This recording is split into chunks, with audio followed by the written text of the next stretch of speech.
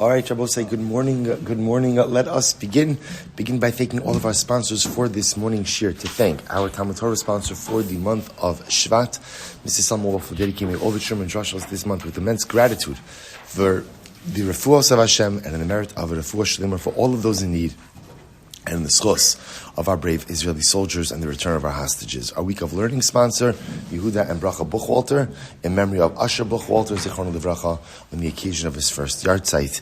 And of course, we dedicate all the Maseches, Maseches Bava Kamma, in memory of Master Sergeant Eliyahu, Harush, Hashem Yikom Damo.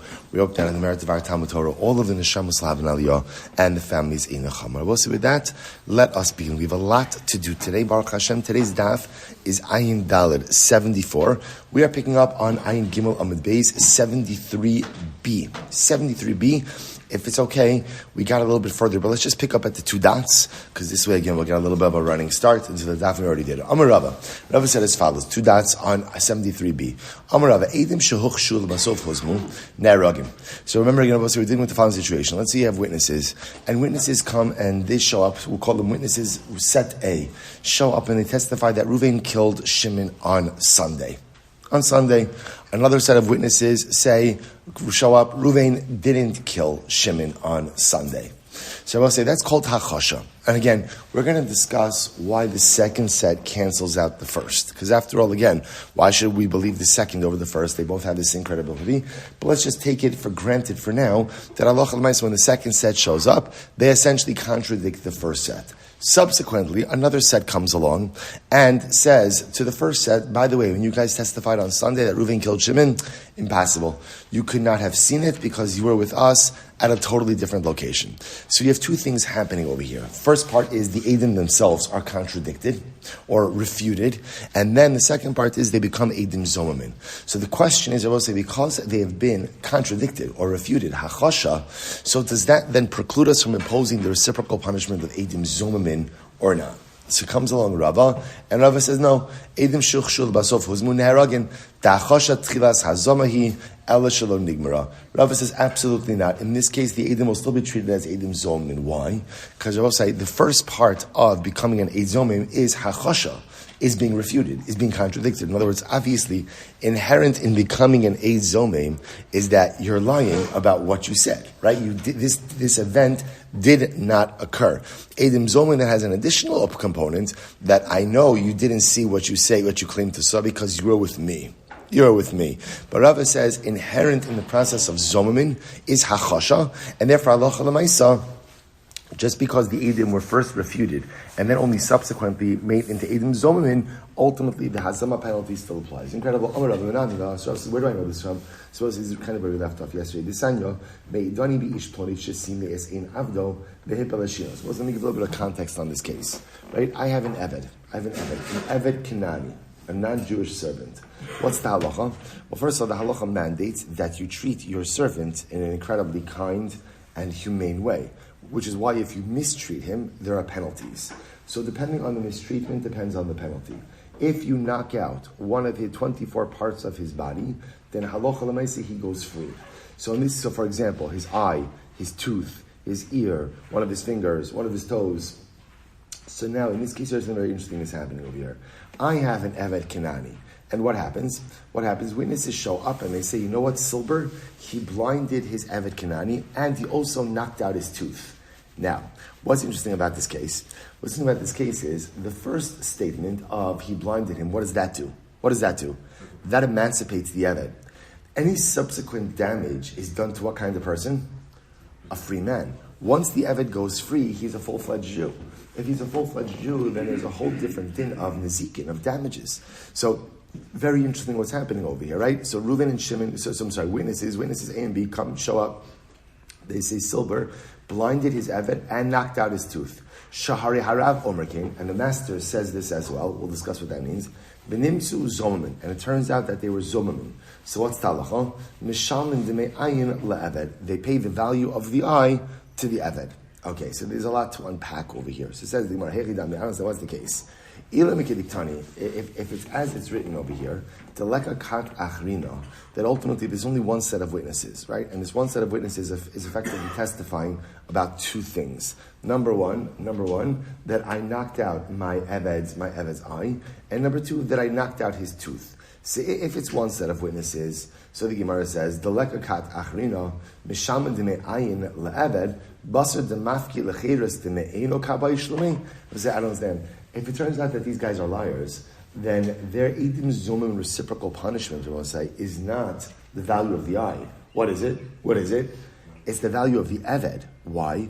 Because that's what they deprived me of through their testimony. In other words, when they testify that I knocked out my Eved's eye and his tooth, so what they're saying is, Silber, your Eved is free.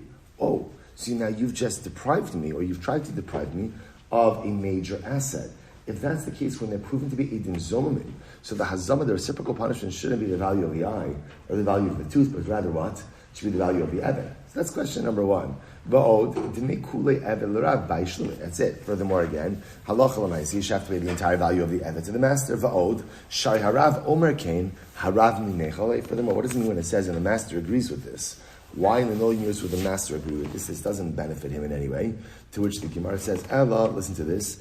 Lav kigon da asu beitrei. In other words, what you have to say is like this. There were two sets of witnesses.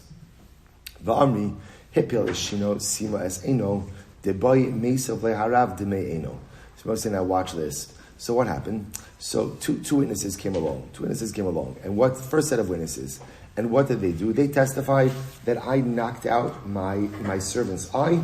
Ultimately, as well say, so now what happens?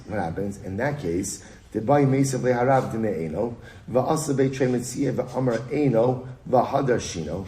So we'll say, so now, I'm sorry, I read that wrong. But watch this. Here's the case. Al kagon da'asu beitrei va'amri. Hipil es shino, sima es eno. Here's the case. Witnesses show up, and they say, Silber knocked out the tooth of his Eved, and he knocked out the eye. They will say, now, if I knock out the tooth and then the eye, what am I liable for? Let's go through this. What's my liability? Number one, the Eved goes free. Number two, money for what? The value of the eye. Remember again, you're not on the hook for the value of the limb damaged that results in emancipation. In other words, the value of that limb is absorbed in emancipation itself. So two Adam are coming along and they say, Silber knocked out the tooth and knocked out the eye of his servant. So as a result of their testimony, A, my servant's going to go free.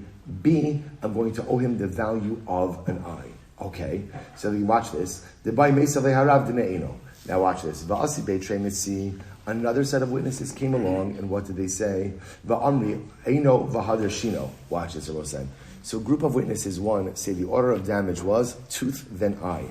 Group number two says, no, it was eye rather than tooth. And I will say, what's the difference between those two testimonies? What's the difference?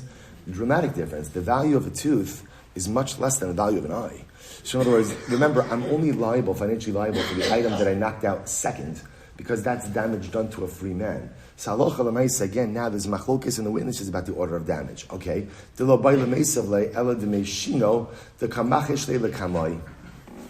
say now, listen, so now watch this. So now I have a dispute between two sets of witnesses. Both are agreeing I injured my slave, right? I injured my servant. Both are agreeing that my servant is emancipated. What's their machlokes? Group one says it was eye, then tooth, in which case I'm liable for the value of the tooth. Group two says it was tooth, then eye, in which case I'm liable for the value of the eye. So it turns out that the second group and first group contradict each other. Now watch this. So we'll say, now what, I'm sorry, it's not Kamri. And now what is it when it says the master agrees with them? We'll say, who does the master agree with? Who does the master agree with? Group number two. Why? Because group number two ultimately again puts his value at a lower amount of just the tooth. Okay? So the Gemara says as follows. Good. Okay, now, that's we'll say. So step one, ultimately again, step one, the excuse me. Step one, ultimately, first set of witnesses says, I knocked out tooth, then eye.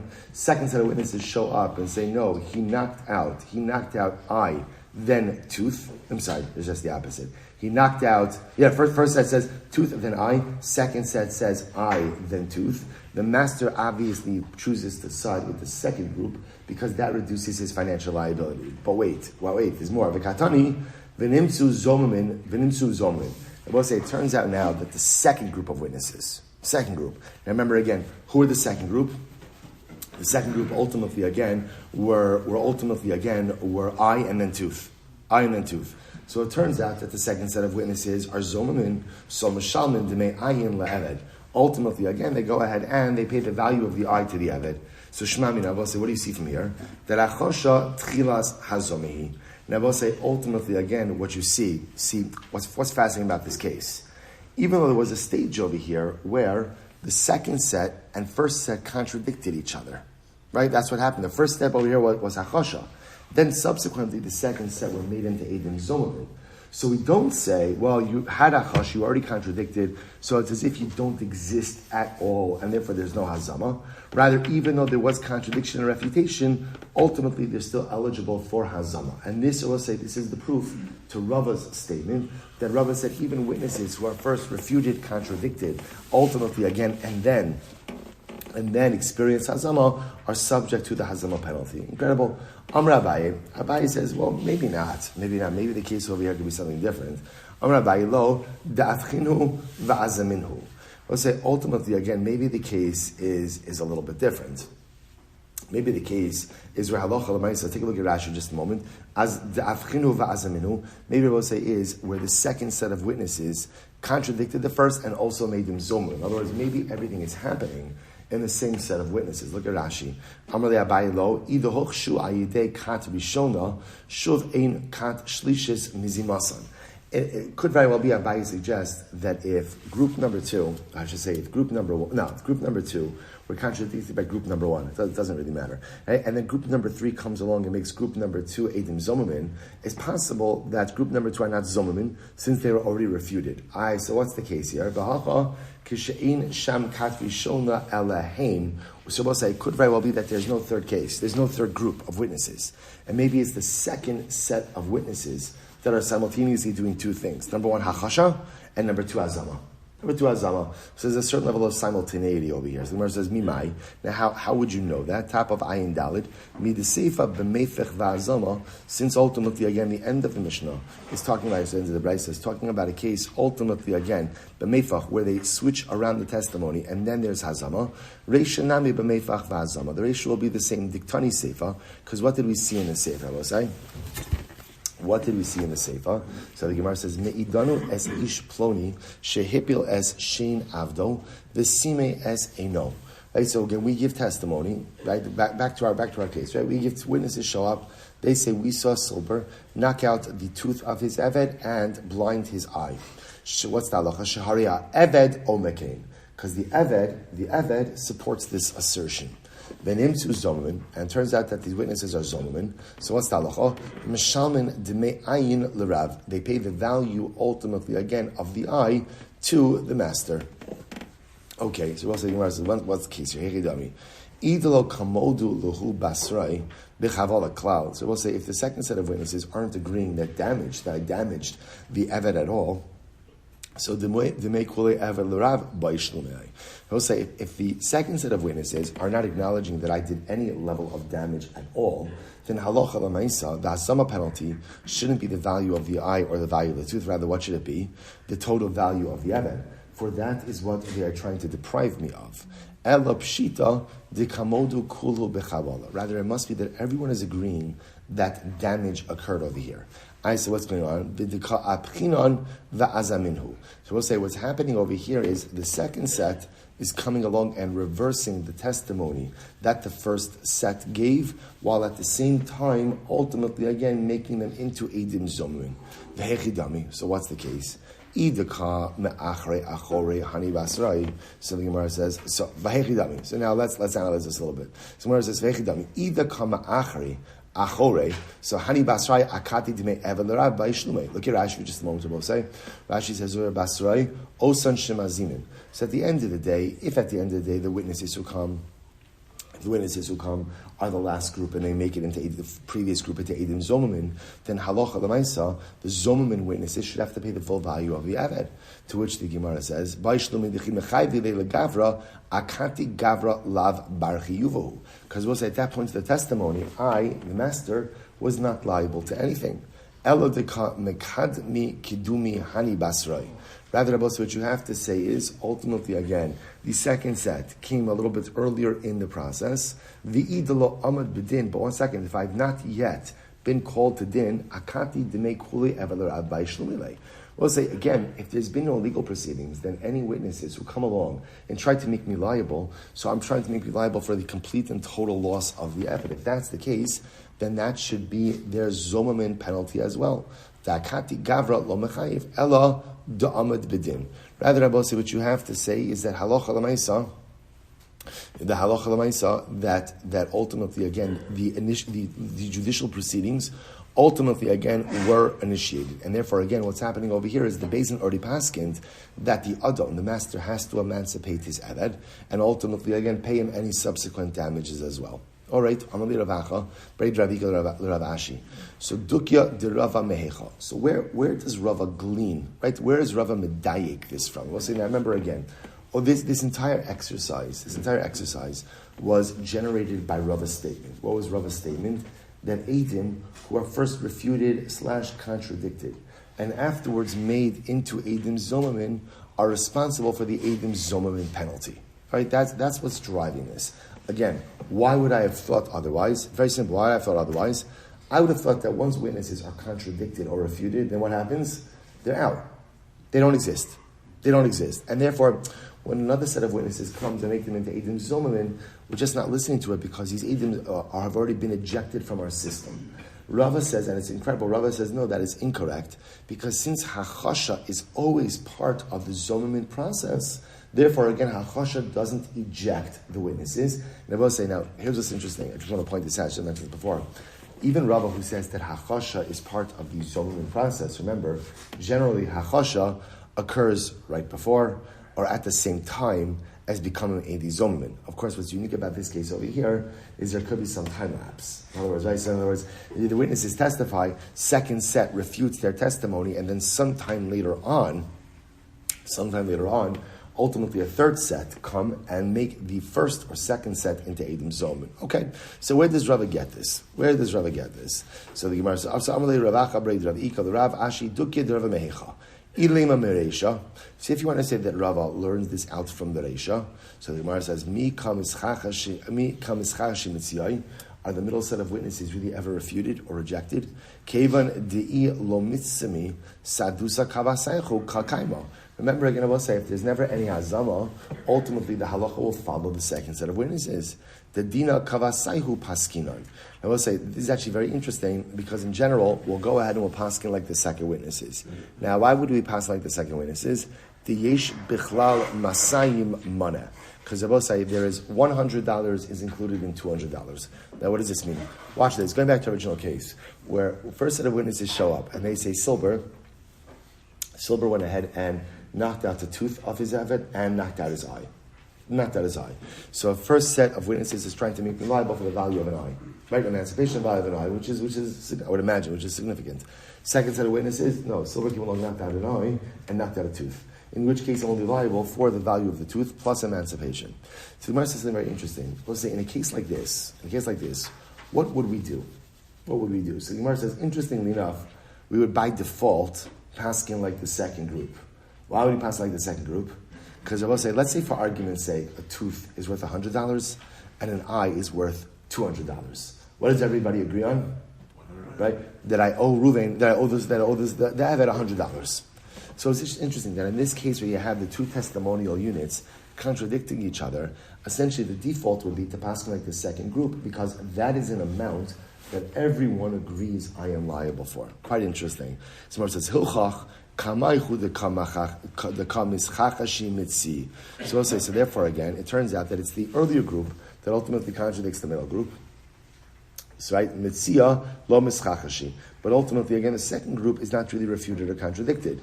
The Gemara says, Amar le Rava savar mideresha b'shalosh kitos. Seifa nami b'shalosh kitos. So Rava comes along and says, no, it must be that since the first part of the Raisa was set up as dealing with three sets of witnesses, right? Group A, Group B, and then Group C are the ones who make the other group into Eidim Zolomim. So therefore, Seifa nami b'shalosh. The Seifa also has to be dealing with three groups of witnesses. V'dayik miseifa, and you can be medayik from the Seifa. Kigon da asu beitrei. The case would be where two witnesses come along. Va'amri, hipel eshino v'sima eno. Where ultimately, again, I will say what happened. Two witnesses show up. They say Silber knocked out the tooth of his Eved and blinded his eye. Upaskine ledina apumayu. And the Beis Din adjudicated the case. The Beis Din ruled based on their testimony. Now I will say, so now I am liable. Eved goes free, and I'm also liable for the value of his eye. And what happens? Va'asu be trei achrina. Another two witnesses came along, Va'amri, and they said, Sima es eno v'hipel esheno. So ultimately they switched it around. They say, no, Silber knocked out his eye and knocked out his tooth. So therefore I'm liable emancipation, but I'm only liable ultimately, again, the value of the tooth. To which the Gemara says, the kamach shiluhu lahani kamoi. Ultimately, again, I will say, so what happened? So the second set contradicts the first set. Then what happens? V'nimtzu zomin. Then ultimately, again, they are found to be edim zomin. So what's talacha? Kamay mishalmin demei ayin l'rav. So we'll say, so now remember again, the case over is now the first set of witnesses is found to be edim zomin. So now let's go back. What did the first set say? The first set said, I knocked out his tooth and I knocked out his eye. So the first set is making the master liable two things. Number one, emancipation. Number two, the value of the eye. So therefore, when the first set are found to be edim zomin, they have to pay the value of the eye to the master. Now, if you think if you think that once a witness has been refuted, right, or contradicted, that's it. He's rejected from the system and no longer eligible for any kind of hazama. So amai mishalmi. Then why should group number one have to pay at all? They've already been contradicted. As well as as soon as group two shows up, right, group number one is contradicted. If you hold that hachasha shuts down the legal process, then once group one has been contradicted, they're out. They're out. And even if group three subsequently shows up and makes group one edim zomamin, it should not matter at all. So what do you see from here? Ella shmamina hachosha tchilas hazomahi. And what you see over here is, in fact, that doesn't happen, but rather we look at hachosha, contradiction or refutation, as the beginning of hazama. The beginning of Hazama. So we'll say, so again, this ultimately is the proof for Rava himself. The Abaye, so Abaye would say the following. Abaye would say, the Abaye Bishlam Aresha lo sagi de lo shalosh kitos. So Abaye would say like this. You have to set up the Resha as dealing with three sets of witnesses. Shahari katane, because ultimately, again, it says, Harav Omer came. That ultimately, again, the master sides with them. Ela Seifa, Lama li Shalosh Kitos. But why ultimately in the Seifa case do you need three groups of witnesses? Shahari Eved Omer came. Because ultimately, again, we have the Eved, so to speak, testifying about the events as well. To which the Gemara says, Eved koldu hu meimar. So Eved, called to who Meimar Amar. You can't believe in Eved in this situation. Why can't you believe in Eved in this situation? I will say, because an Eved is going to say anything and everything. Why? Because at this point in time, an Eved doesn't really care. Eved doesn't really care, at the end of the day, whether he's getting the value of the eye, value of the tooth. What does he care? What does he care about? Emancipation. I will say, there's a beautiful word in last week's parasha, a beautiful Meshech Chachma. Moshe Rabbeinu comes at the beginning of the parasha, and Hakadosh Baruch Hu arms him with the Arba Lashonos Shel Geula, the four expressions of redemption. Right? V'otzeisi, v'yitzalti, v'ga'alti, v'lakachni, v'havesi. Right? So everything. I'm going to redeem you. I'm going to save you. I'm going to bring you to Eretz Yisrael. So the pasuk says, "V'lo shamu el Moshe mikol tzurach me'avod kasha." They didn't listen to Moshe Rabbeinu because of shortness of breath and difficult work. So the Meshech Chachma says, "What's going on over here? Like, can you imagine your Klal Yisrael suffering away? Moshe Rabbeinu comes, and they knew Moshe Rabbeinu comes and delivers this message from God. How do you not listen? How do you not listen?" And the Meshech Chachma says something so beautiful. He says that Moshe Rabbeinu had their attention until V'havesi, until he started talking about bringing them to Eretz Yisrael. In other words, when a person is in servitude, there is limited imagination. The most they could imagine is being extricated from their present servitude. Anything beyond that requires too much imagination, requires too much foresight, and they can't comprehend it. They can't comprehend it. So let's say it's really an overwhelming idea. So Moshe had them until that last piece, until that destiny piece. Then we're going to be free. I don't have to be a slave. I don't have to work in the tar pits of Egypt. I could be my own person.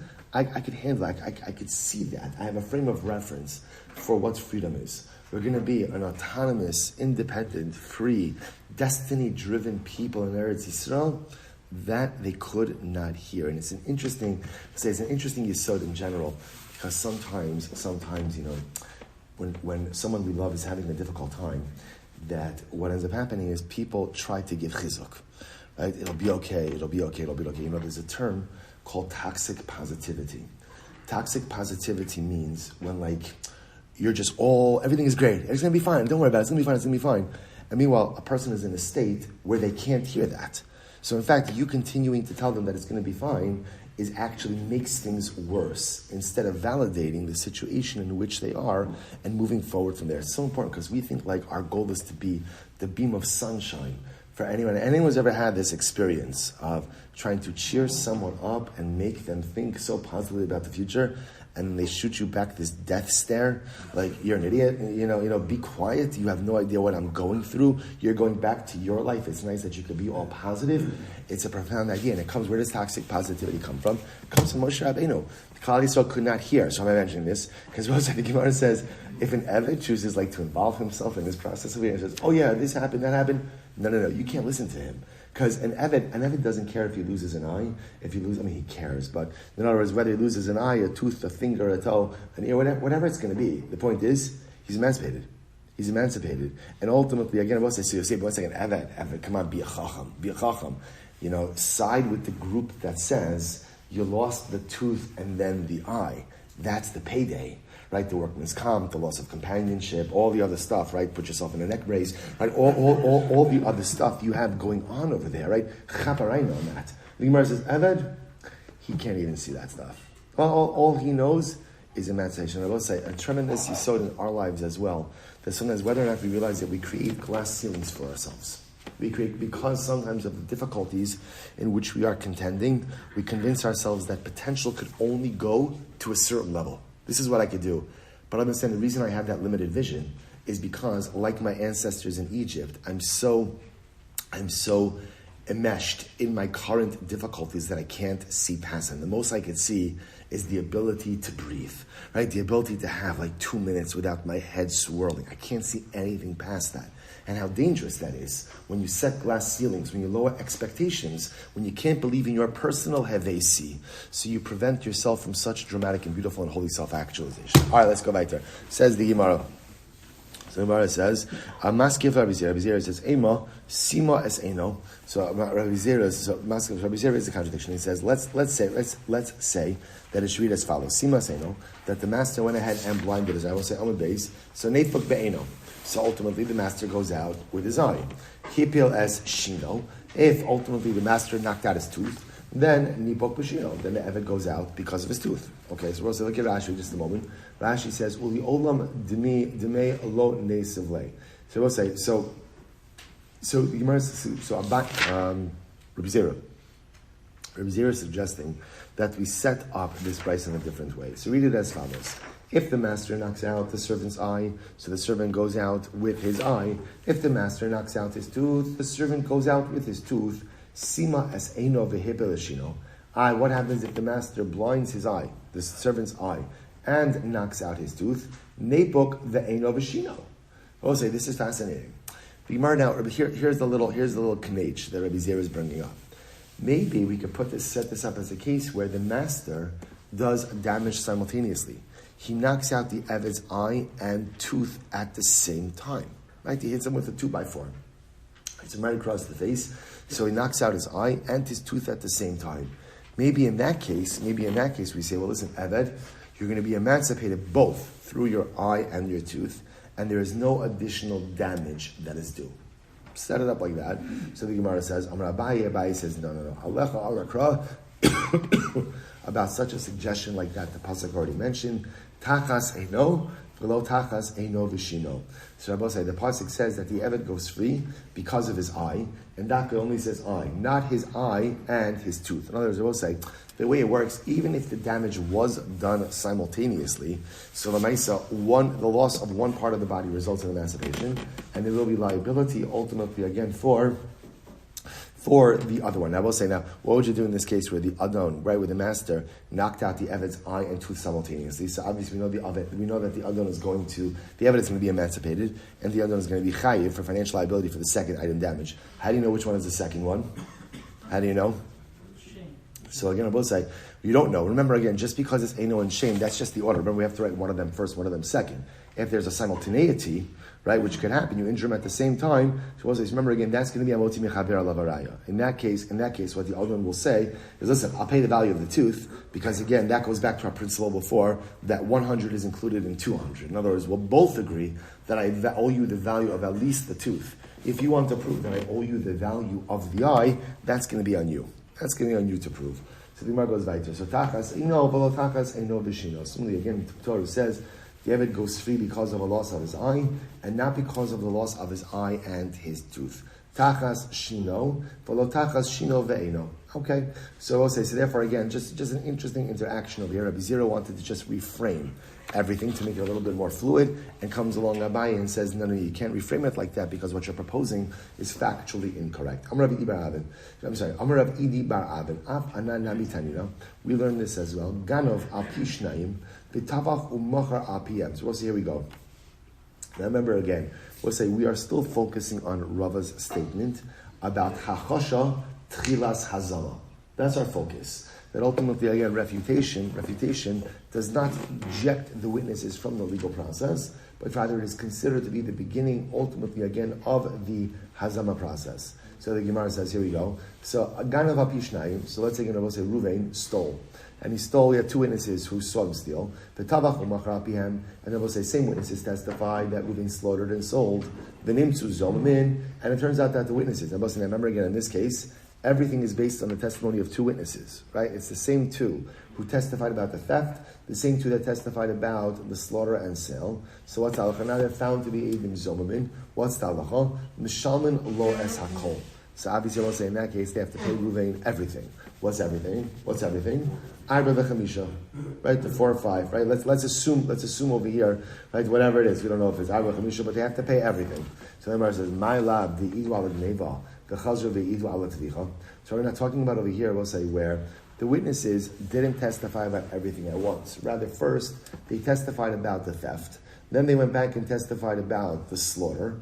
V'huzmu al hagneva. Then ultimately, again, they were made zomamin on the Geneva, the Chazru v'huzmu ala tvicha, and then they're made zomamin on the slaughter and sale. We'll say the assumption that the Gemara always makes is that slaughter and sale don't happen at the same time as theft. I mean, it could, but the case in question is actually very interesting. The Gemara is suggesting maybe here's the case, right? Witnesses show up. They say Reuven stole a sheep. Reuven stole an ox from Shimon. An ox from Shimon, right? That's testimony 1. Testimony 2, he slaughtered it and sold it. Turns out now there's Zomamin. Witnesses could not have seen it. They were with another group. So what's the halacha? What does the Gemara say? They're chayiv chamisha. They're chayiv 5 times penalty. So the Gemara says, what's the case? It must be they gave testimony about the theft, then testimony about slaughter and sale. They became Zomamin, ultimately again on the theft, and afterwards became Zomamin on the slaughter and sale. I will say, now what does that show you? What that shows you is Vaha Kevan shehuzmu ala gneva lagabe tvicha havilu muchchashim. But this is an interesting case over here, because in this case, once they become edim zomamin on the theft, so lemaisa, why would there be liability ultimately for what? For the chamisha, for the 5 times, because after all, in this case, it's not just that they're contradicted. We'll say, what are they? They're edim zomamin. To which one is and yet again we learned, the Raisa said, that the witnesses have to pay everything to Reuben, which sounds like chamisha. If you think that ultimately again hachasha is not the beginning of hazama, so atavicha amay mishalmin. Then I will say, so in other words, if you don't accept the premise of Rava, that hachasha is the beginning of the process of hazama, and it does not eject the witnesses from the legal system, then Allah Chalamaysa, why would the witnesses be chayiv chamisha? Elalav shmamina da'achasha tchilas hazamahi. Rather, what you have to say, like Rava said, is that contradiction or refutation is the beginning of the process of hazama. In other words, so when you have a set of witnesses who are first refuted, right? The information is refuted by testimony given by another set of witnesses. So now there's hachosha, there's contradiction or refutation. And now halacha l'maisa, afterwards there's hazama. So we look at that hachosha as the beginning of the process of hazama, and they are not rejected from the hazama process. Incredible. Moses says, maybe not. Am Yisroel asking, what's the case? So maybe the case over here actually is, the order is not as you thought. Maybe the case over here is where, yes, they gave testimony about the theft, and then they gave testimony about the slaughter and sale. But they became zomamin about the slaughter and sale first. So in other words, they said that Reuben slaughtered and sold the animal on Monday. Well, another set of witnesses come along and say, Monday, you were in New York on Monday. How could you have seen what happened in Baltimore? So maybe that's the first case. And Rabbi Yochanan of Rabbi Lazar, so what's I said that beplukta, sorry, beplukta edim shuchshu ulubasov hozmu. So we'll say, so ultimately again, and it will be the machlokas, ultimately again of edim who were first contradicted, and then became zomer. Rabbi Yochanan of Rabbi Lazar, chad amar neheragim. So we'll say, all the Gemara is just mentioning over here is that maybe the reason they have to pay the 5-time penalty is because they became zomer on the tevicho mechira, on the slaughter and sale first. Maybe that's what happened over here. But it could very well be that if they became zomamin on the theft first, then maybe what? Then maybe halacha l'maisa, their testimony would just be wholly and fully rejected, and there would be no subsequent azama. The most they could be chayiv for maybe would be kefel. So let's analyze a bit more. So the Gemara says, so we'll say, so now again, all of this is a fundamental machlokas. If you have witnesses who were first contradicted and then became edim zomamin. Rabbi Yochanan, Rabbi Lazar, chad amar neheragin, the chad amar ein neheragin. So we'll say it's machlokas Rabbi Yochanan and Rabbi Lazar. So again, just to drill down, what is the machlokas? Ruvain is right. Two witnesses come along and they say, we saw Ruvain kill Shimon. Right? So what happens?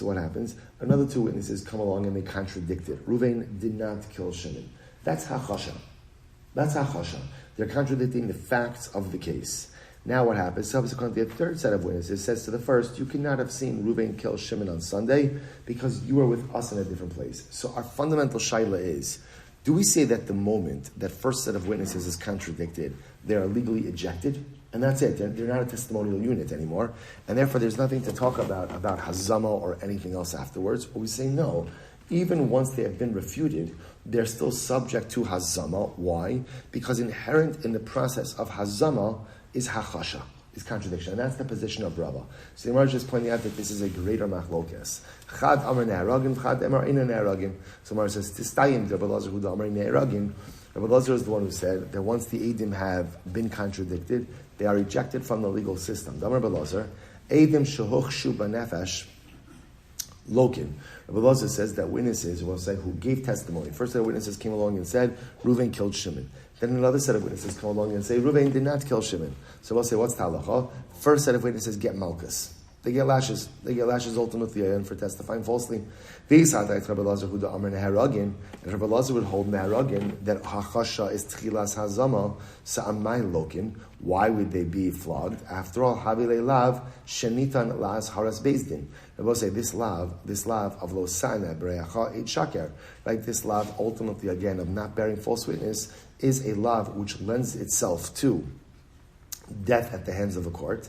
And we say v'cholav shenita las haras misas bezdin ein lokin alav. And in general, whenever you violate the lav that could result in a death penalty, ultimately again there are no malchus, there are no lashes.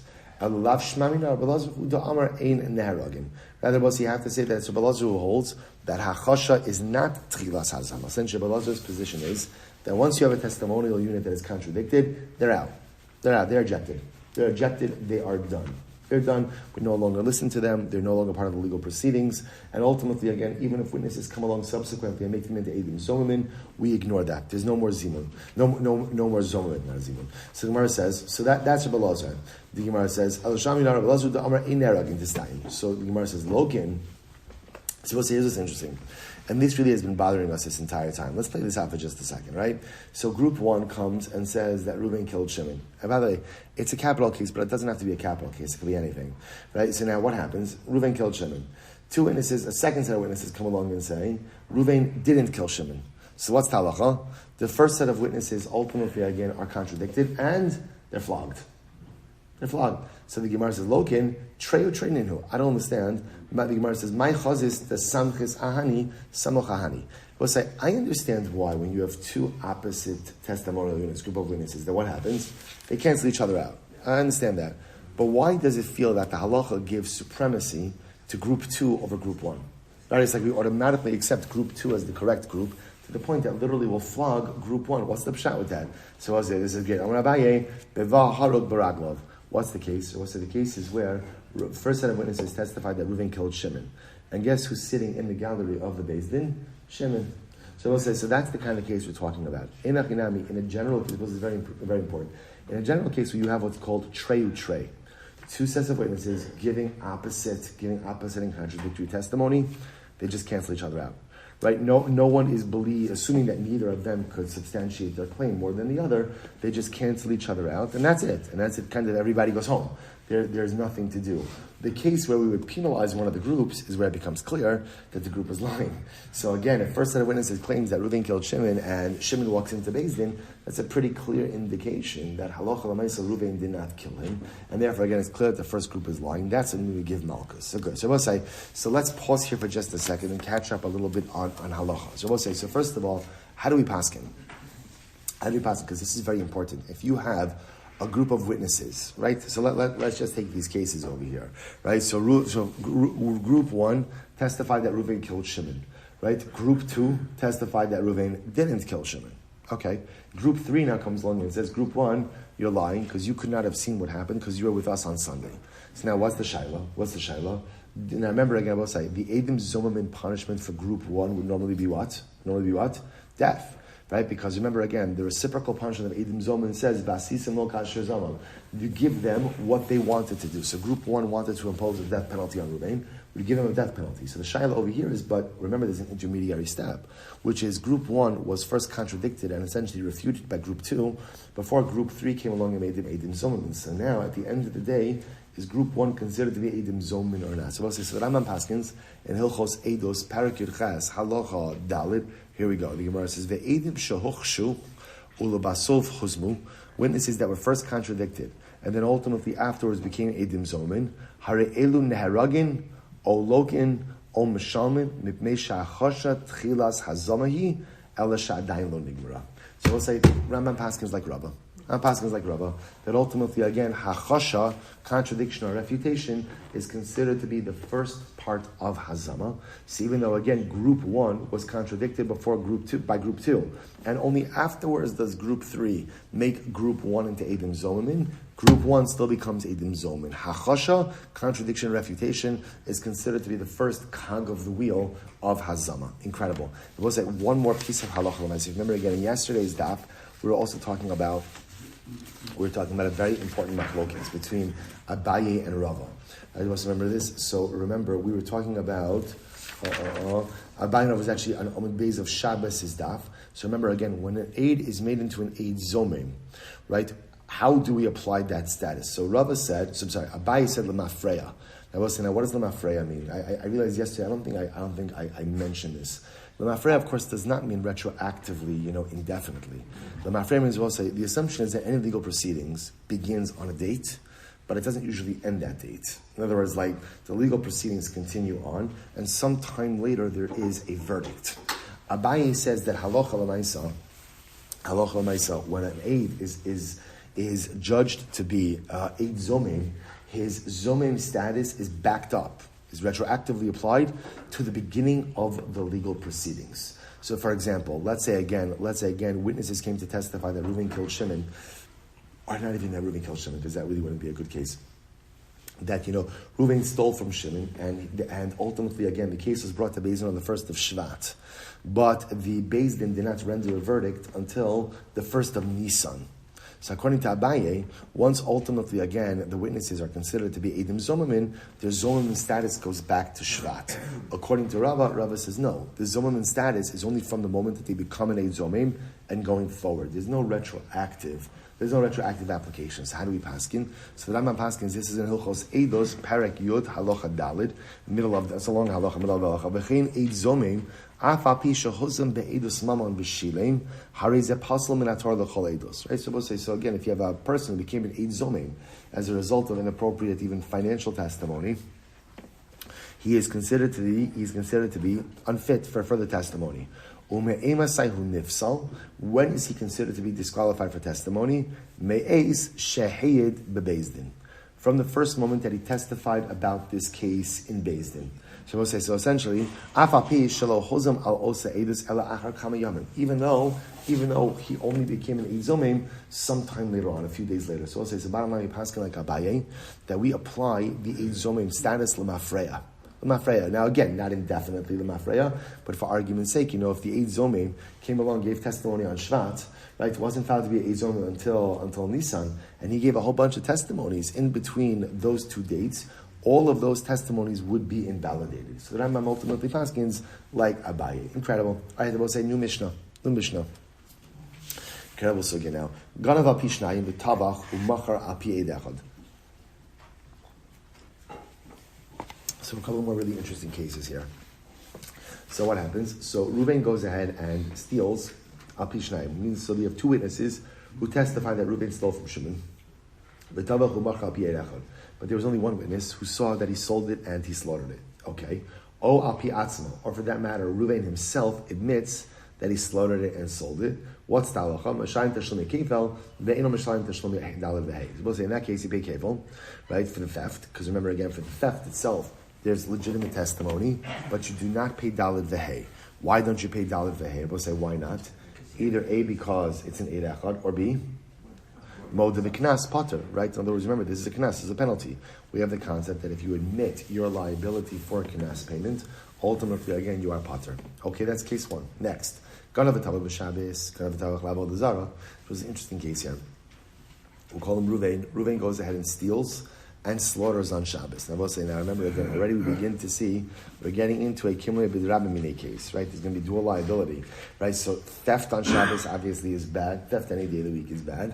But again, there's not necessarily particular liability for theft on Shabbos, but tavach, slaughtering on Shabbos, is one of the lametes malachos, one of the 39 categories of forbidden labor. So ganav v'tavach b'Shabbos, ganav v'tavach l'avod zara, or he stole and he slaughtered for avod zara. Right, so what's the halacha? Ganav mishal aviv umeis aviv, or listen to this: Reuven stole a cow from his father, then his father died. After his father's death, v'achakach tavach umachar. After his father died, he slaughtered and he sold it. Or ganav v'hegdish. Ultimately, again, he stole the object and then he was makdish it. V'achakach tavach, and then afterwards he went ahead and he slaughtered it.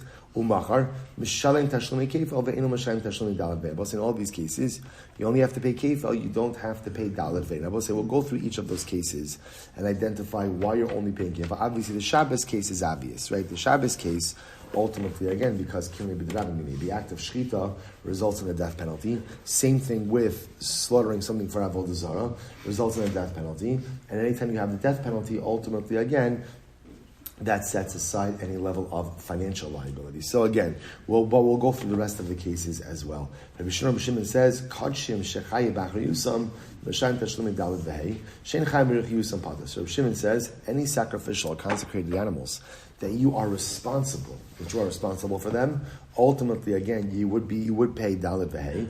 But any consecrated sacrificial animals that you're not chayiv for, ultimately you're pater. So we'll say, Rashi points out over here, not immediately clear what Reb Shimon is talking about or what he's referring to, but we'll see in the Gemara. Good. We'll say, let's begin the Gemara. So we'll say, so now let's go through this. The first case is obvious, right? Reuven stole a cow from Shimon, and there were two witnesses for it. Right? And then afterwards, what happens? He slaughters it and he sells it, but there's only either one witness or Reuven himself admits it. So of course, I'll say it's obvious. That's going to be a case of kevel and no case of arba v'chamisha. So why even the need to go ahead and articulate that case? So the Gemara says, Amri ha-kamashmala, listen to this, api atzmo, dumya da-api eid echad. Well, it's actually very interesting. What the Mishnah is teaching me is that admission, right, self-admission, is the same thing as an eid echad. That from a halachic perspective, admitting that you're liable for something is the same din as one witness coming and testifying that I'm liable. Meaning what? So the Gemara says, listen to this. Ma api eid echad ki yasi eid echad mitzarif bahadei mechayiv. We'll say, what does this mean?